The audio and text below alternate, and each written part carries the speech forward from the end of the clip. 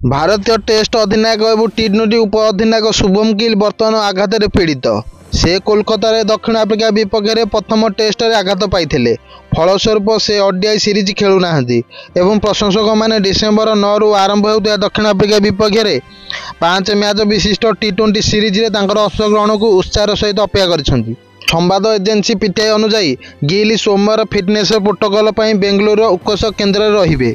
सेठारे तांकर अनेक परीक्षा हेबो एवं तापर ही से टी20 सीरीज खेलिया को प्रस्तुत कि नहीं ता निर्णय करा। पीटीआई यार रिपोर्ट सूत्र को उद्धृत करी कहिछि गिल को एक इंजेक्शन दिया जायथिला एवं तांको 21 दिन विश्राम पुनर्वास स्थान दिया जायछि। से तालीम नेबा पूर्व क्रीड़ा विज्ञान दल समस्त आवश्यक फिटनेस परीक्षा करिवो।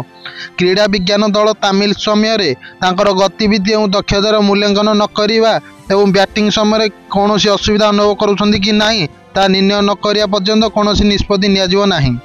भारतर टी20 दल एपर्यंत घोषणा करा जाय नाही, तथापि कौन बड़ परिवर्तन आशा करा जाय नाही जदि कौन खेलाड़ी आघात न हुंती। अजित अग्रवाल अध्यक्षरे गठित वरिष्ठ चयन कमिटी दल घोषणा करने पूर्व गिल को फिटनेस रिपोर्ट को अपेक्षा करिवो।